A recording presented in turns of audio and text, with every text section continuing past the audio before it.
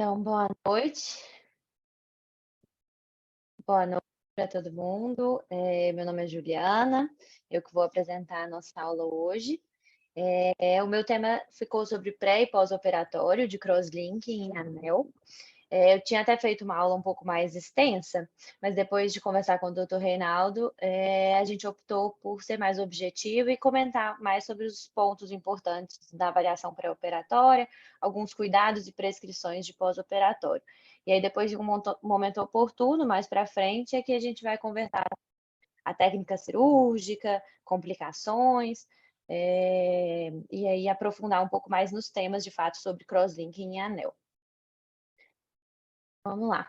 Vou começar falando sobre o crosslinking. Então, o crosslinking ele segue os princípios de fotopolimerização. Então, o que acontece? Ele usa uma combinação da riboflavina, que é a vitamina B2, fazendo o papel do fotossensibilizador, em conjunto com a radiação ultravioleta, que é a radiação UV, com esse comprimento de 270 nanômetros, e aí, com essa combinação, a gente tem o objetivo de aumentar a formação das ligações covalentes, tanto inter quanto intrafibrilares, entre as lamelas de colágeno do estroma da córnea, com o objetivo, então, de deixar essa córnea mais biomecanicamente resistente e estável.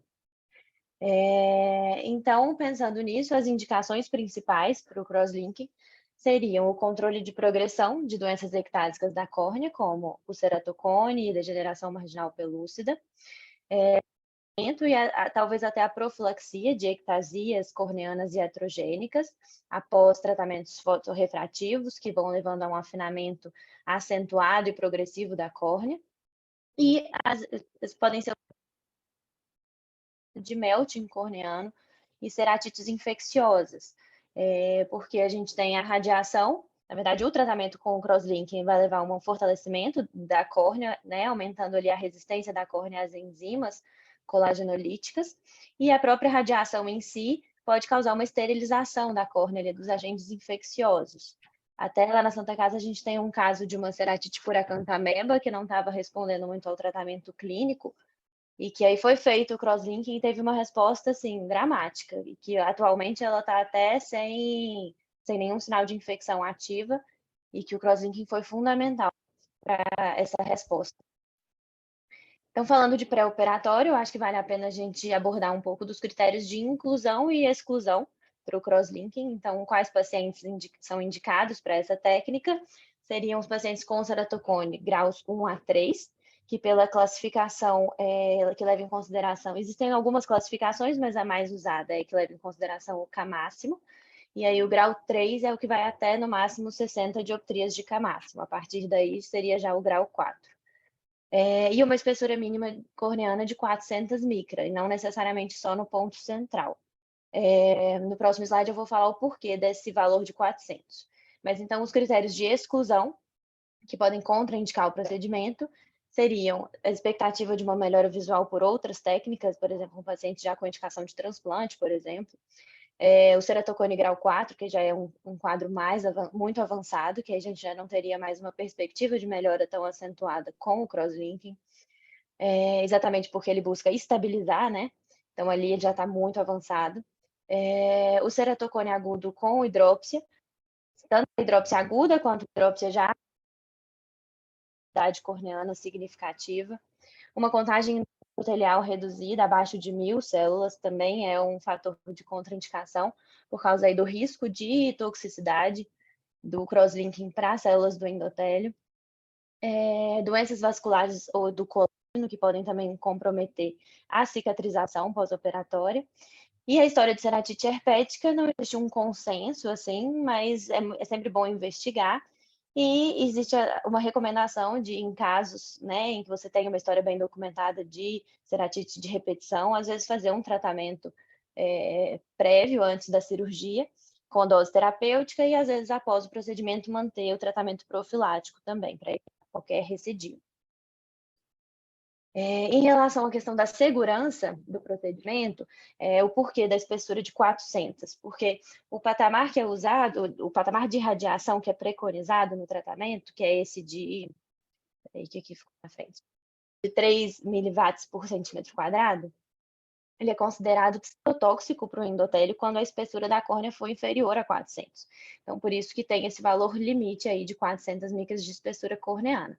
Então, por isso é super importante no pré-operatório realizar uma medição detalhada da paquimetria corneana, não necessariamente só a paquimetria central, porque o procedimento vai ser feito ali nas mais ou menos 7 milímetros centrais, então você precisa de uma paquimetria, né, mais extensa, não só do ponto central. Então, isso é essencial para a gente poder indicar o procedimento. Então, o ideal é fazer essa avaliação a partir do mapa paquimétrico com o Pentacam. Caso a espessura da córnea seja menor a 400, existem algumas alternativas hoje, como o uso da riboflavina hiposmolar a 0,1% em soro fisiológico, que aumenta temporariamente ali a espessura da córnea durante o tratamento, e aí podendo viabilizar o uso do crosslinking nessas córneas um pouco mais finas. Vou comentar rapidamente sobre a técnica cirúrgica, que é feita sob anestesia tópica.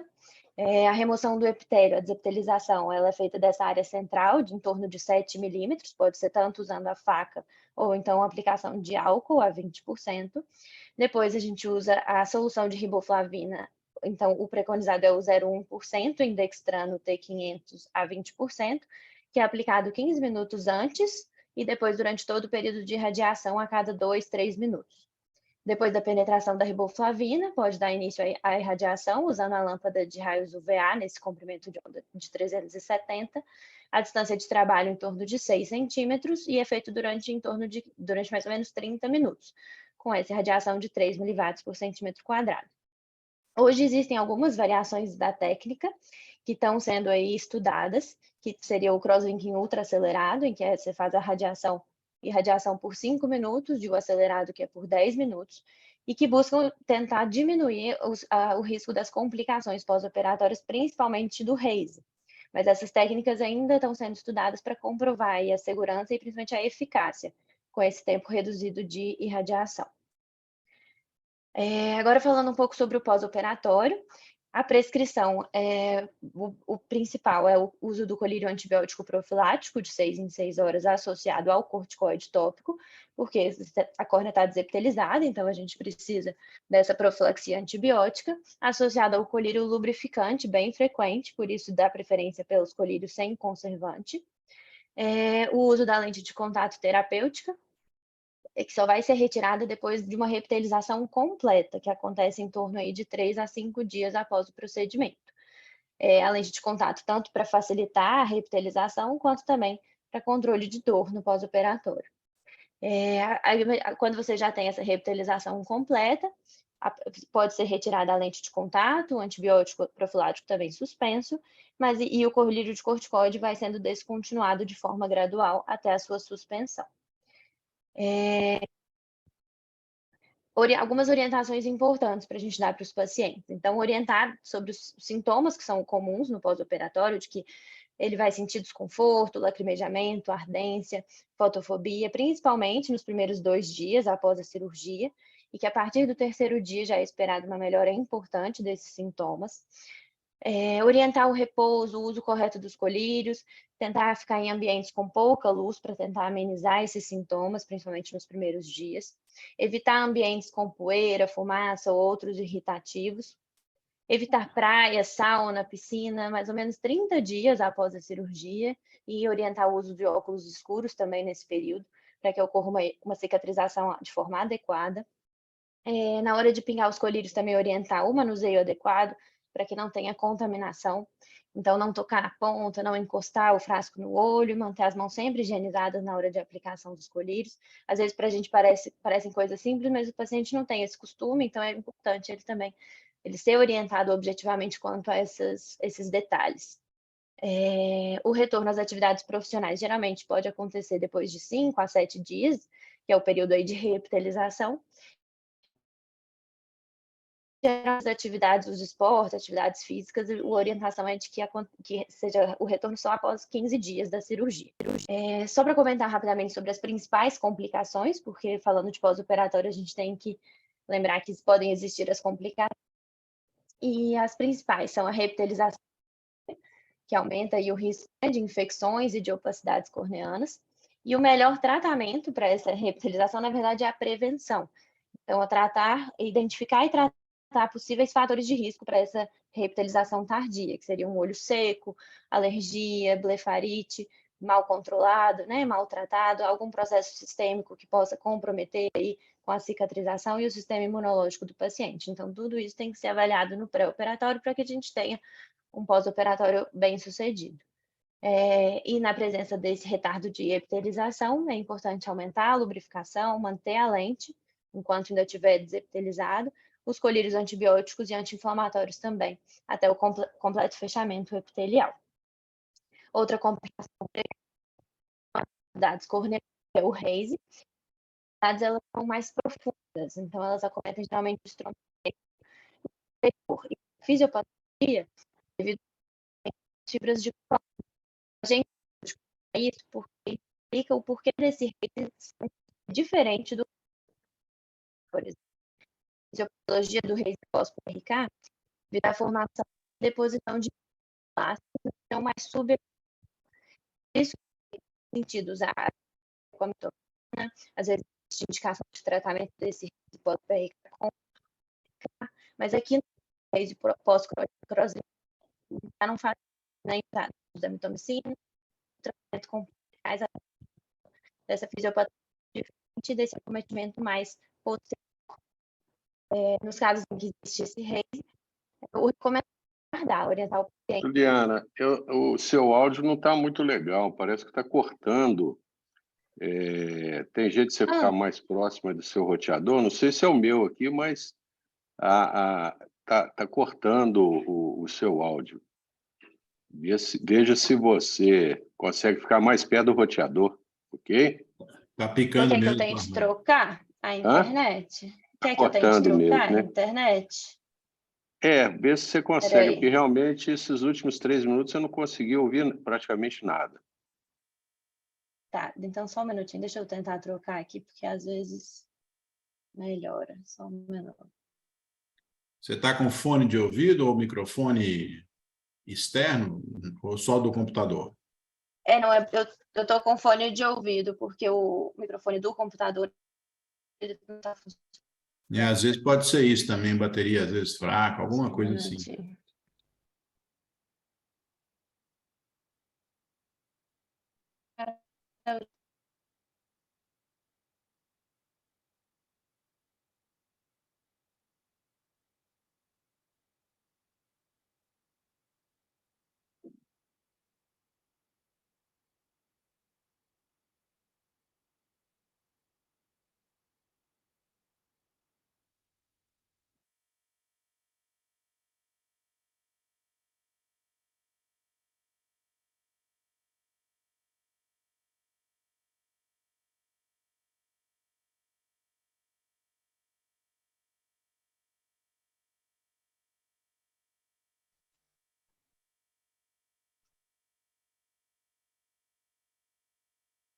Oi, vocês estão me ouvindo? Pronto, agora sim.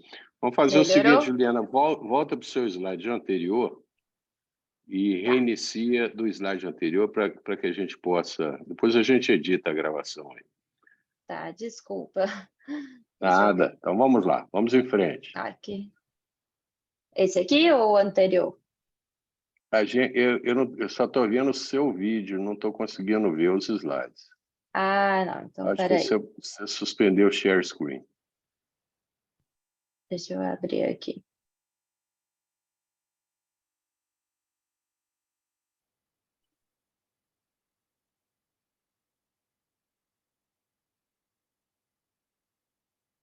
Gente, cadê?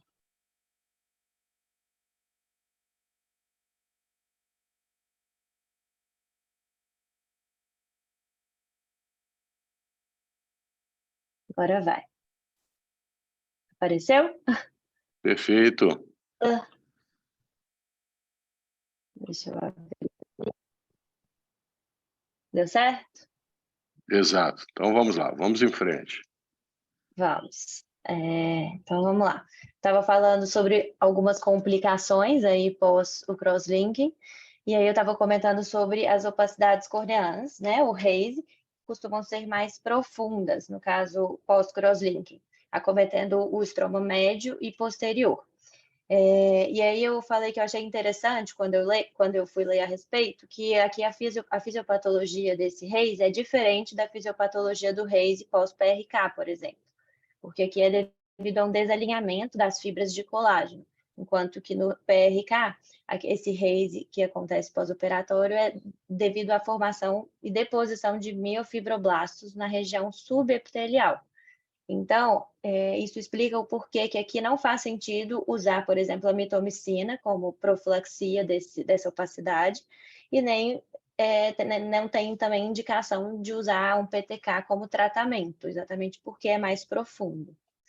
Então, nos casos em que existe esse RAIS pós-operatório, o recomendado é orientar o paciente, que é uma complicação que pode acontecer e que deve se aguardar, porque na literatura descreve-se aí uma melhora progressiva nos 12 meses seguintes à cirurgia.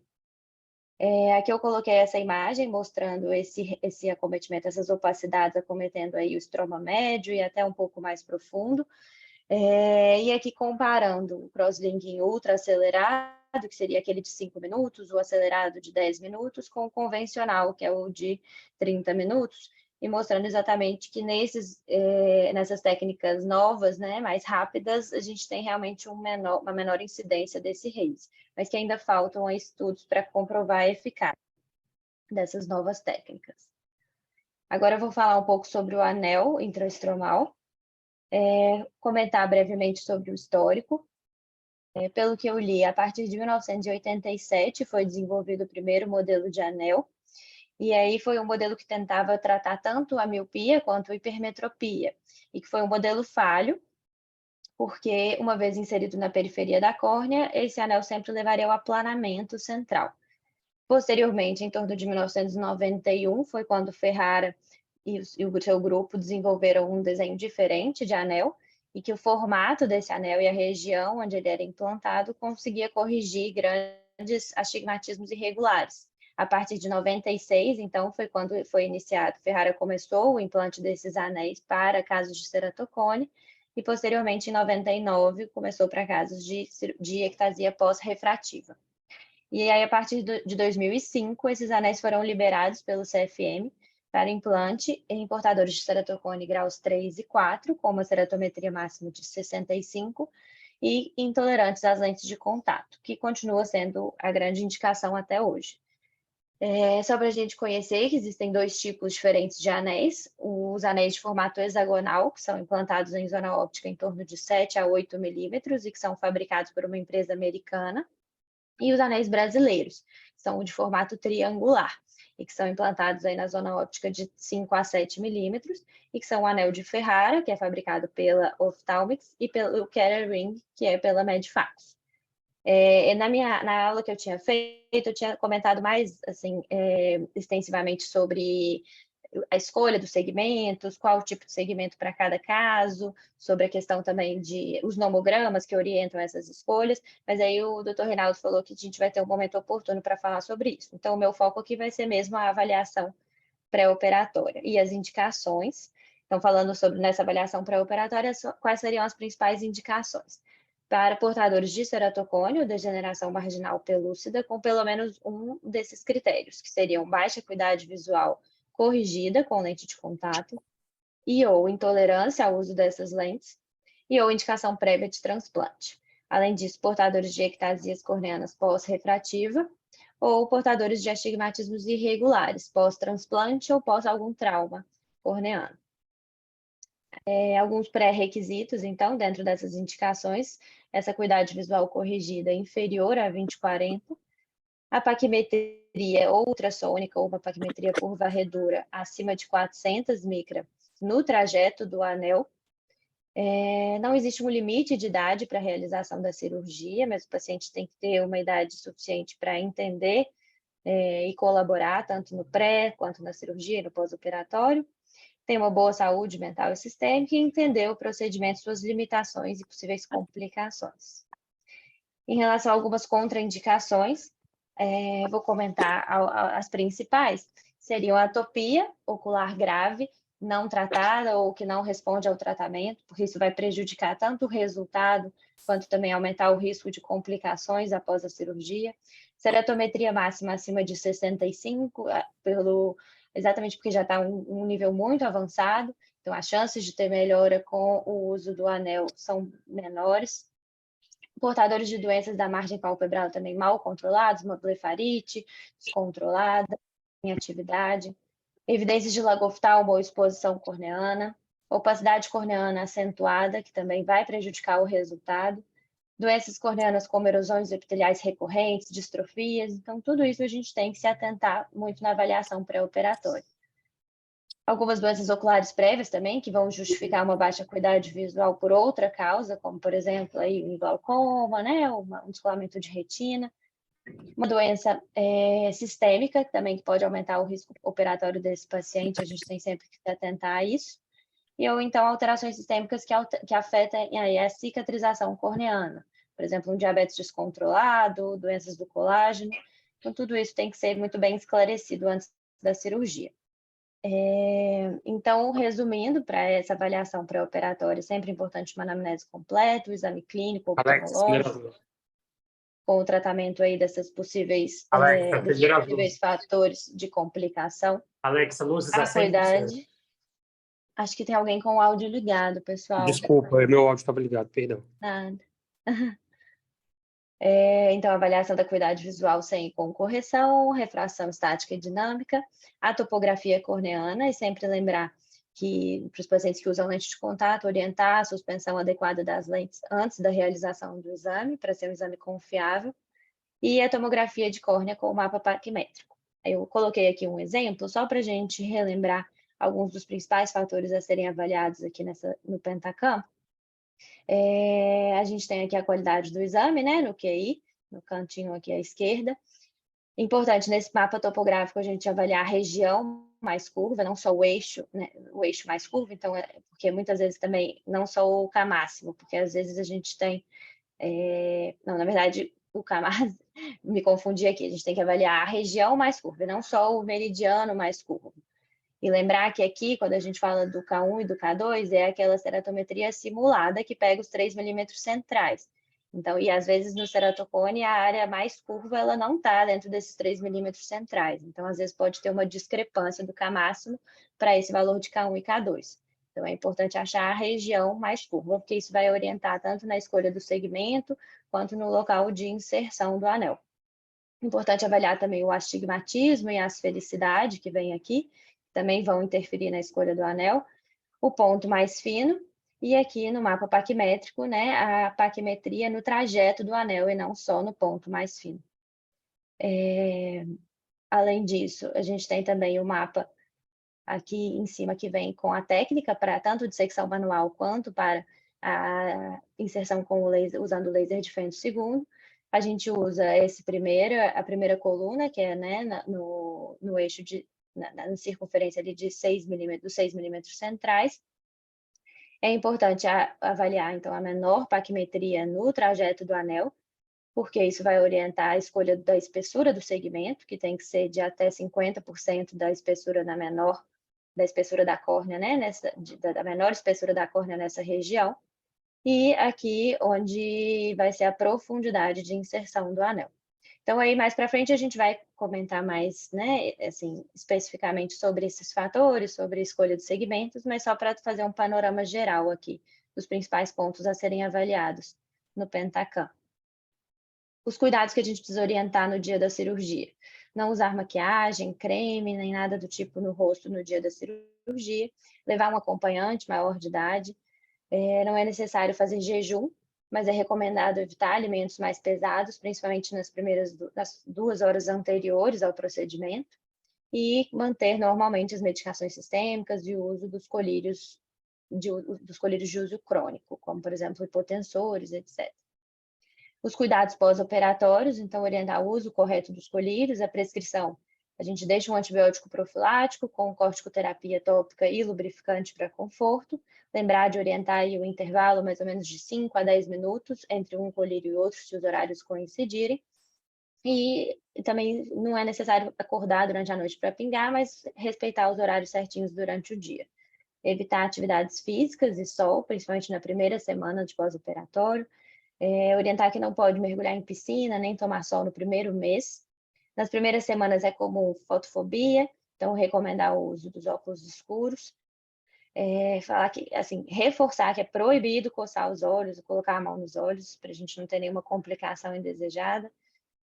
Durante o banho, não deixar escorrer nenhum líquido do olho operado, principalmente na primeira semana. E no primeiro dia após a cirurgia, evitar a leitura, o uso de telas, exatamente para não gerar muito desconforto. A gente espera, em relação aos resultados, que a gente espera a diminuição dos valores ceratométricos, principalmente em casos em que a gente tem ceratometrias mais altas, então em ceratocones grau 4, por exemplo.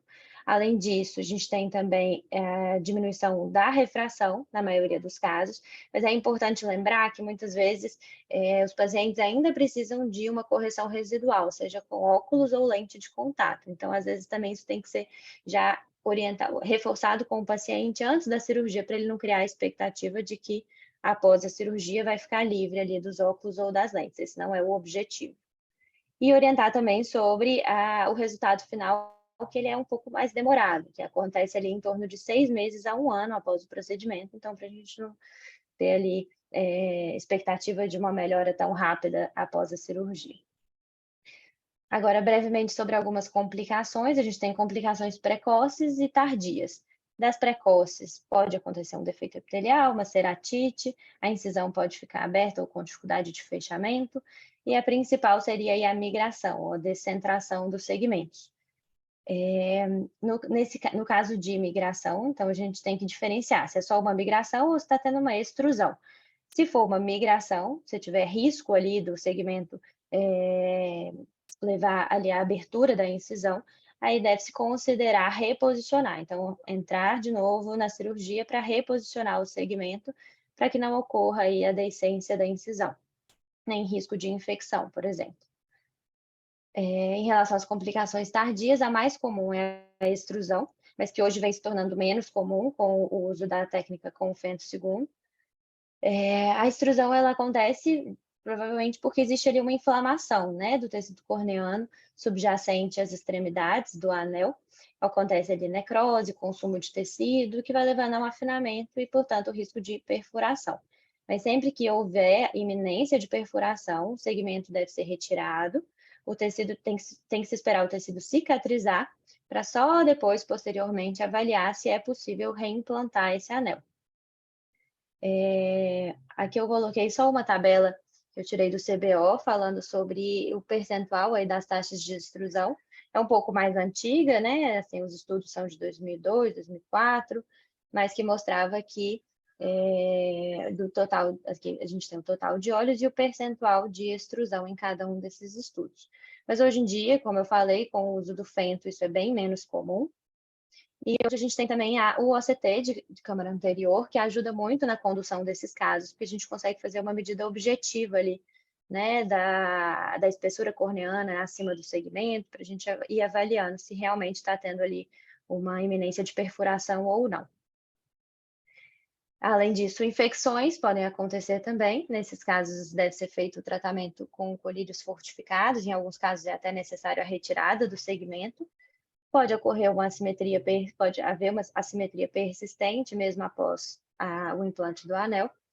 E alguns pacientes referem que conseguem perceber a sombra dos anéis, principalmente em ambientes escuros e de penumbra por causa da dilatação, mas geralmente eles não se queixam de halos ou glare. Mas é importante também falar com o paciente que é normal se ele vier queixando disso, de que está vendo ali a borda do segmento. Então, era isso, aqui as minhas referências, e obrigada. Ok, Juliana, excelente. Pode fechar aí seu último slide, por favor? Pode tirar o compartilhamento? Pode tirar, sim, por favor. Então, Juliana, sua aula foi excelente, muito boa. Com relação ao crosslinking, você praticamente disse tudo que precisa ser dito. Lembrar o seguinte, a desepitelização que a gente realiza em PRK e PTK, a gente faz uma desepitelização até a zona óptica de 9. No crosslinking, o objetivo da desepitelização é você promover uma ruptura no epitélio corneano para que a riboflavina possa penetrar no estroma da córnea. Então, não há necessidade de que a gente faça uma desepitelização tão ampla igual a que a gente realiza no PRK. Muitas vezes uma desepitelização até 5 milímetros, ela é mais do que suficiente para que você tenha a ruptura da camada do epitélio e que a riboflavina possa penetrar. Lembrar que existe um nomograma para o crosslink e a gente tem que segui-lo rigorosamente, ou seja, antes da aplicação da radiação ultravioleta, é necessário que a gente faça o soaking da córnea durante aquele período pré-determinado do nomograma. Em hipótese alguma, a gente pode realizar o crosslinking sem que você tenha um soaking da córnea, porque senão o risco da gente ter uma descompensação endotelial é muito grande. Lembrar também que a espessura mínima para a realização do crosslinking é de 400 micras sem o epitélio corneano. Então, no ocular laser, quando você for reiniciar, for realizar o seu procedimento, é necessário que você faça, se houver dúvida com relação à espessura corneana, é necessário que você faça uma medida de paquimetria ultrassônica no perioperatório para que você tenha certeza que a córnea tem pelo menos 400 micras, ok? Com relação à reptilização, normalmente essa reptilização, como é uma zona óptica menor, às vezes com 5 dias já está reptilizado. Mas a gente, do mesmo jeito que no PRK a gente não deve ter pressa em remover a lente terapêutica, no crosslinking também é a mesma coisa. Evitar remover a lente terapêutica com menos de 5 dias, porque essa primeira camada epitelial que se forma ela é muito fina, e se eventualmente o paciente friccionar ou coçar os olhos, você vai ter uma ruptura da camada epitelial e vai ter que recolocar uma lente terapêutica. Então, a recomendação do Theo Seiler, que é o criador do protocolo do crosslink, é que você não remova a lente terapêutica com menos de 5 dias. Lembrar que, como você tem uma ruptura epitelial, a chance de você ter infecção secundária é grande, então é necessário que você promova uma profilaxia com antibiótico. Esse antibiótico tópico deve ser iniciado com 24 horas antes do tratamento e deve ser estendido durante pelo menos um período de 7 a 10 dias. Outra coisa também que é importante a gente lembrar é que os pacientes têm que ter ciência que a visão irá piorar durante os primeiros 90 dias. Para que o crosslinking funcione, você tem que ter um RAISE. E essa opacificação da camada mais externa da córnea, ela vai causar uma ligeira piora na visão do paciente, e essa piora pode demorar até 3 meses. Então, é importante que você alerte o seu paciente que durante os primeiros 90 dias ele vai notar uma certa piora na qualidade de visão, ok? Lembrar também, pessoal, que o crosslink, o objetivo, a grande utilidade do crosslinking, a grande indicação é quando você tem um ceratocone que está em evolução, principalmente em pacientes adolescentes, e esse paciente ainda mantém uma qualidade de visão satisfatória. Aquele paciente que já não tem uma qualidade de visão satisfatória, não vale a pena fazer o crosslinking, e você vai eventualmente estabilizará a ectasia, mas não irá promover a reabilitação da visão. Nesse caso, se você já não tem uma qualidade de visão satisfatória, a melhor opção é você fazer um implante de segmento de anel, que você já vai fazer as duas coisas ao mesmo tempo, tanto a estabilização da ectasia, quanto a melhora importante da qualidade de visão e correção das aberrações e a promoção do aplanamento corneano. Então, hoje em dia, a nossa tendência é fazer cada vez mais anel e menos crosslinking. A excelente indicação do crosslinking é naquele paciente adolescente que ainda tem uma visão lá melhor do que 20, 30, tem uma pequena metropia e esse paciente está com a ectasia realmente em evolução. Lembrar também que paciente que está com ectasia em evolução, tanto faz que você faça crosslink ou implante anel, se esse paciente continuar coçando os olhos, a tendência é uma piora no quadro dele.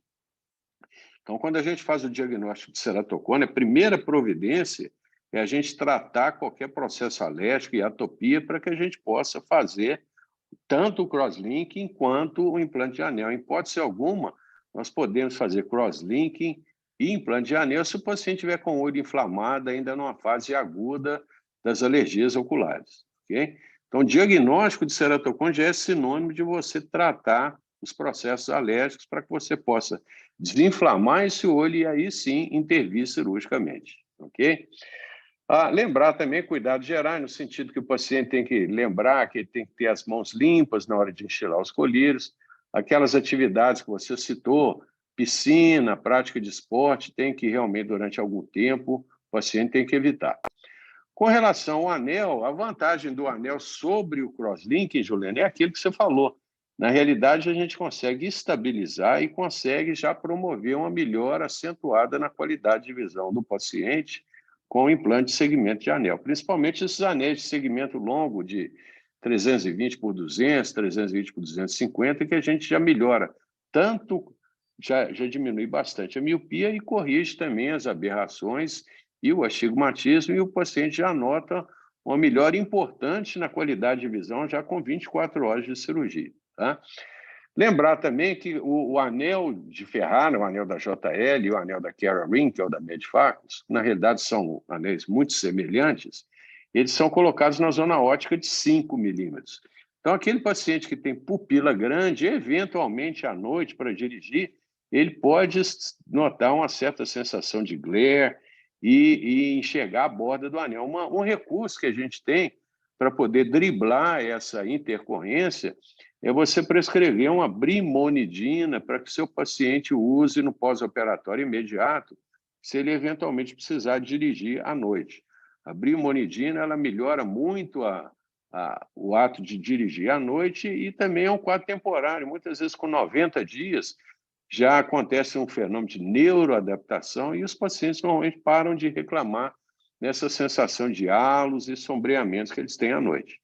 Então, a brimonidina ajuda bastante nisso. Tá? Lembrar, nós vamos ter aulas específicas com relação ao nomograma da JL, o nomograma do Ferrara, o nomograma de asfericidade, o nomograma da Medifacus, e nós vamos discutir bastante sobre isso. Agora, lembrar o seguinte, toda vez que a gente vem implantando anel, é extremamente importante que a gente faça a incisão no meridiano mais curvo. Se você fizer a incisão no meridiano mais curvo, a chance de você ter um ótimo resultado aí já é mais do que 50%, independentemente do segmento de anel que você tenha selecionado.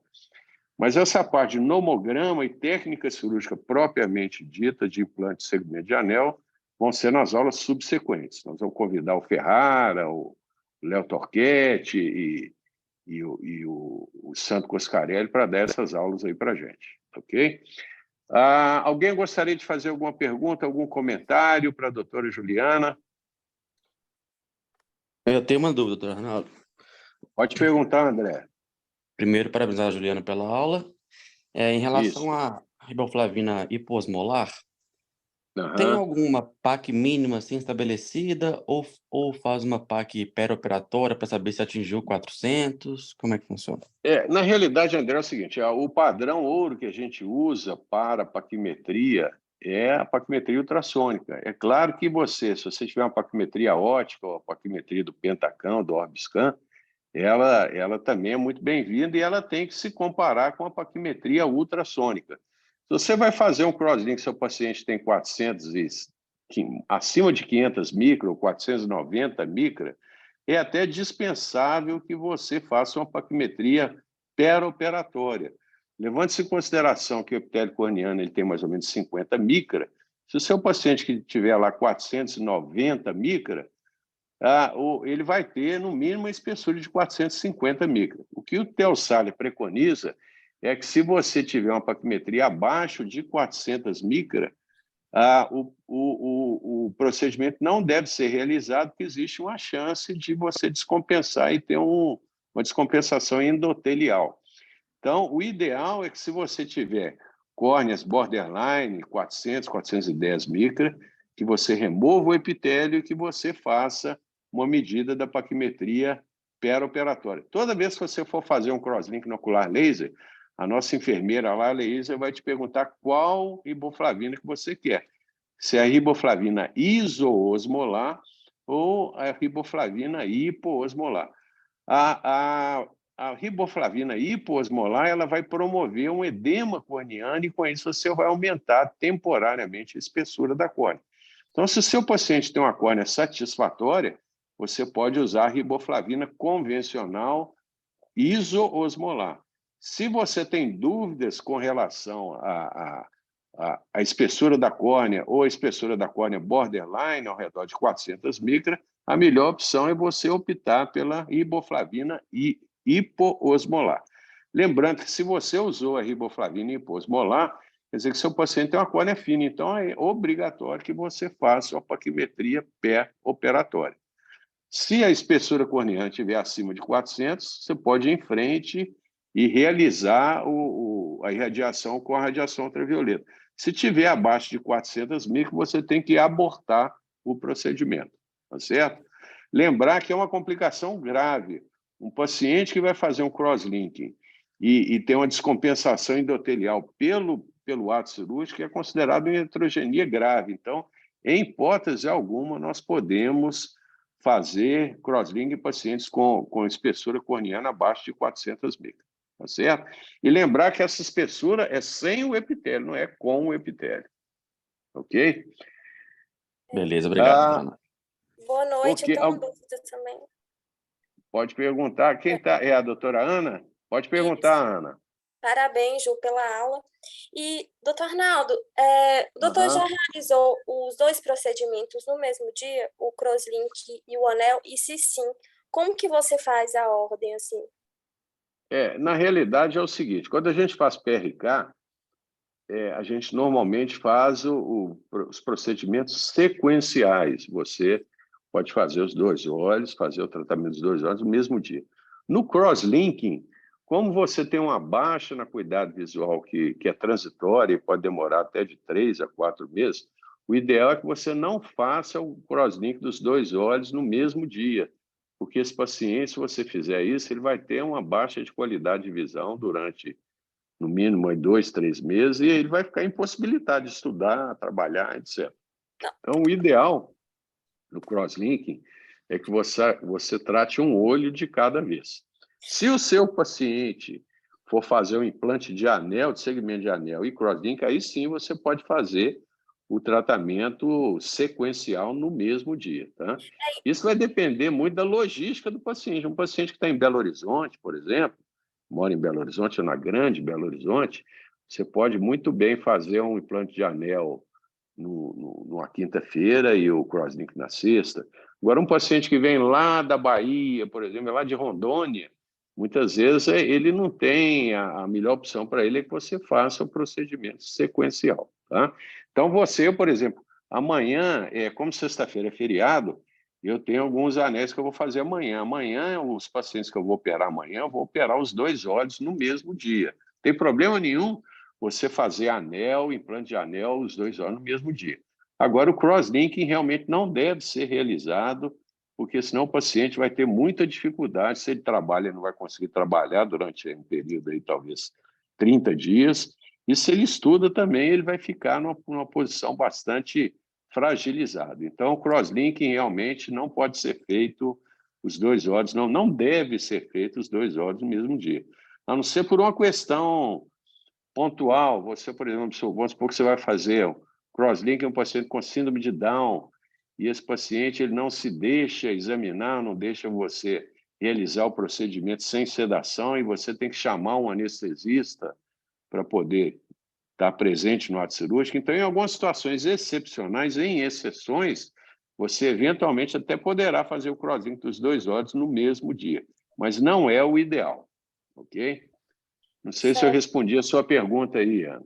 Não, respondeu, porque hoje à tarde estávamos discutindo um caso lá de paciente com indicação de realizar crosslink e anel. Aí estava discutindo a ordem do procedimento, sabe? Não, aí não faz muita diferença, não.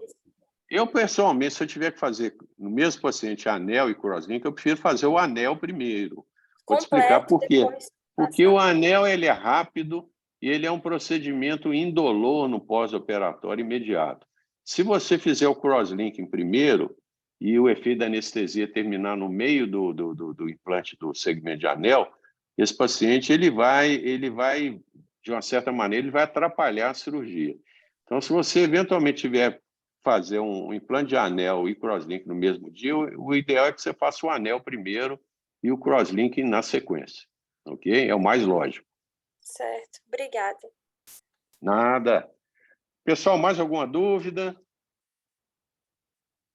Então, quem for me acompanhar amanhã, chegar no Ocular Laser amanhã, 11h30, porque os procedimentos estão agendados para meio-dia, ok? Amanhã à noite, 19h30, apesar do feriado na sexta-feira, nós vamos ter aí os casos cirúrgicos desafiadores com o Reinaldo, ok? Doutor Então, Arnaldo. Pronto. Boa noite, Cláudio. Não sabia que você estava presente, não. Eu gostaria de ouvir os seus comentários aí a respeito da brilhante apresentação aí da doutora Juliana, por favor. Verdadeiramente brilhante, muito bem, Juliana, parabéns. E parabéns também por você estar lá na reunião de segunda-feira que eu te vi lá no fundinho, mas você estava lá, não estava? Pois é, aquela reunião é muito bacana, é muito produtiva. Você vai levar coisas daqui para lá e trazer de lá para o nosso fórum aqui. Doutor Arnaldo, Teve bastante coisa. Ali é legal, né? De ectasia, Ali, aquele dia, eu estava meio desconfortável, porque o pessoal estava discutindo umas ectasias, que se era ou não era ectasia. Sei lá. Bom, isso é outra conversa. Então tá. De anéis, é uma contraindicação relativa, o que a gente percebe, ceratometrias acima de 65, pensando sempre o seguinte: se o próximo passo é um transplante, e eu tenho alguma transparência corneana, por que não? Né? E esses olhos operados, que eles têm uma ceratometria muito alta, a regressão também é muito grande, às vezes 20, 15, 10 dioptrias.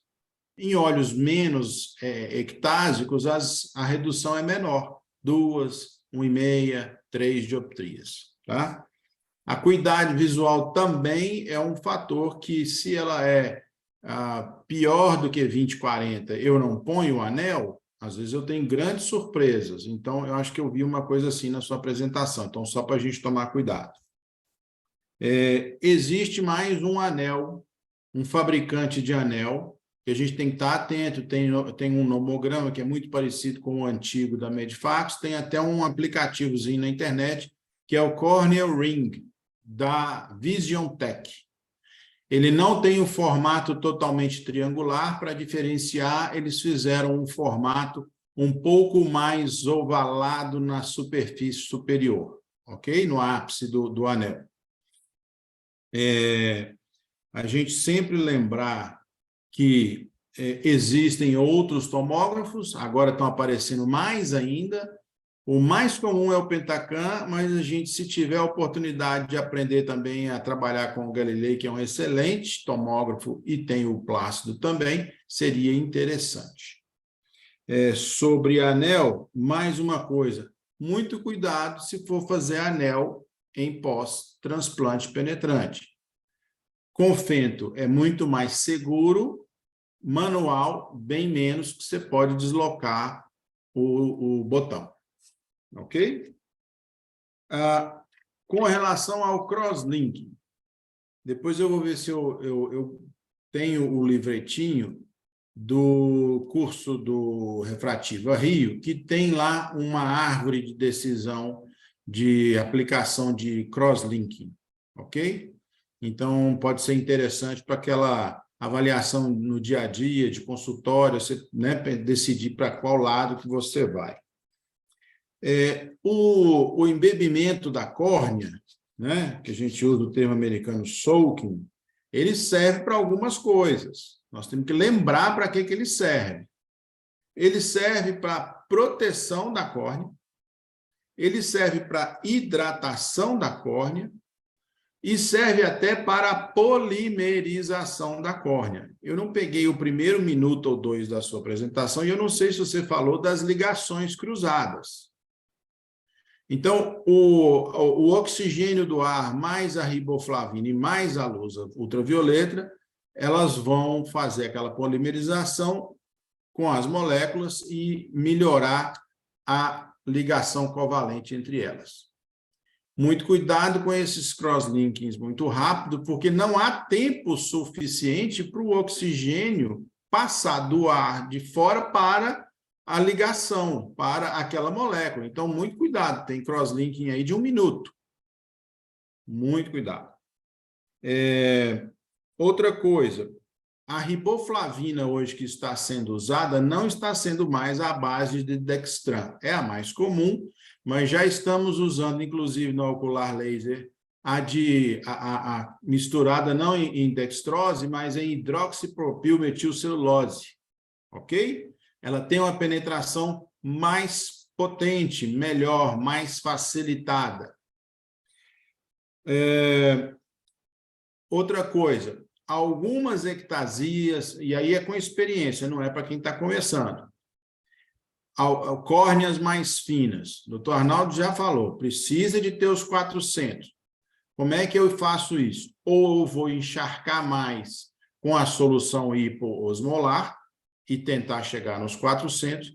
Algumas pessoas estão usando lentes de contato, e inclusive para algumas aplicações em que as ectasias são bastante descentradas, não são exatamente centrais ali na córnea, ok?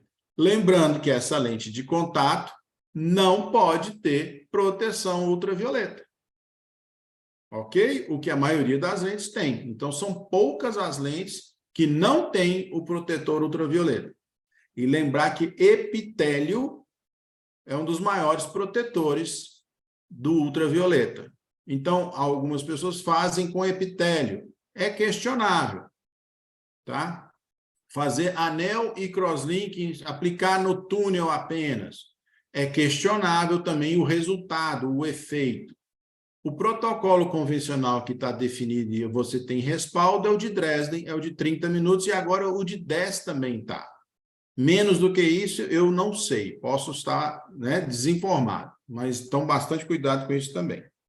E, por último, só para encerrar, muito cuidado no pré-operatório com contagem do tempo entre as aplicações de gotas, que você tem que aplicar a riboflavina e, de tempos em tempos, também o anestésico, porque o paciente começa a sentir. Né? Não esqueça disso. E, por último, o mais importante, cuidado com as conversas. O cirurgião oftalmológico não está acostumado com um procedimento que demora. E naquele ambiente ali, até a luz está mais na penumbra, a gente conversa muito, às vezes esquece do tempo, esquece de pingar, conversa o que não deve, e aí o paciente pode se sentir menos cuidado. Então, ficar atento a essas coisinhas aí, tá? De resto, parabéns.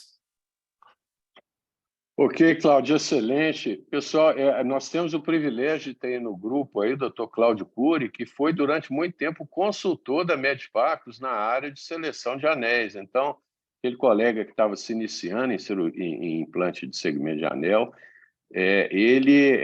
quem fazia a programação cirúrgica para aquele colega era justamente o Cláudio Cury, que tem uma experiência enorme nesse nomograma aí da Medifacus, e vai ser o primeiro a ser convidado quando a gente chegar na fase aí dos nomogramas, para que você nos fale aí sobre o nomograma da Medifacus, ok?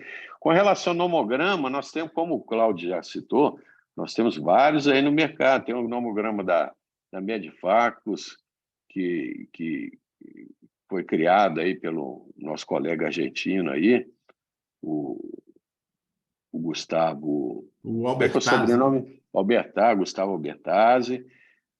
Temos aí o nomograma da JL, que foi criado pelo Ferrara, que é o nomograma das felicidades, e temos o nomograma aí do concorrente aí, que ainda está no mercado, né, Cláudia? O Corneal Ring. O Corneal Ring ainda está no mercado, e quem ajudou muito na formatação desse nomograma aí foi o nosso colega Frederico Bicara. o Fred Bicara, que criou esse formato diferente aí para o anel, até para diferenciar um pouquinho do anel da Medifacus. Não é isso mesmo, Cláudio? Aí nós vamos chamar o o Fred Bicalha aí para falar sobre essas características especiais aí desse segmento de anel. Muito bem. Alguém gostaria de fazer mais alguma pergunta, algum comentário? A hora é agora. Então, pessoal, lembrar o seguinte, vocês que estão se iniciando em cirurgia refrativa e anel, é muito importante que vocês tenham um embasamento teórico muito bom, até para não fazer nenhuma besteira, mas é extremamente importante que vocês comecem a realizar os procedimentos também. Então, essa semana nós tivemos aí a doutora Ana, que realizou hoje um procedimento lá de PRK com bastante expertise. Então, na realidade, a gente aprende a operar operando. Então, isso é um lembrete para que vocês lembrem que vocês têm que ser proativos e procurar pacientes. Aí, o doutor André também já fez o primeiro anel essa semana, eu fiz um olho lá, ele fez o outro olho. Então, na realidade, esse pontapé inicial já foi iniciado e é extremamente importante que aqueles que ainda não fizeram nenhum procedimento, que vocês comecem a garimpar os pacientes para que vocês possam começar a realizar os procedimentos e vocês vão notar que à medida que vocês fizeram o primeiro, o segundo, o terceiro, a tendência é que esses pacientes, até eles mesmos vão indicar outros amigos, parentes e tal, para que vocês possam operar bastante esse ano, ok? Então é isso, obrigado, Cláudio. Alguém quer comentar? O doutor Lucas Pires está online? Acho que não, né? Não está online. Então é isso. Então eu aguardo vocês, então, pessoal, amanhã às 19h30 para a aula do Reinaldo, ok? Muito obrigado, boa noite a todos e até amanhã. Grande abraço. Boa noite também. Boa noite. Boa noite. Boa noite. Parabéns, Juliana. Excelente. Boa noite, pessoal. Boa noite.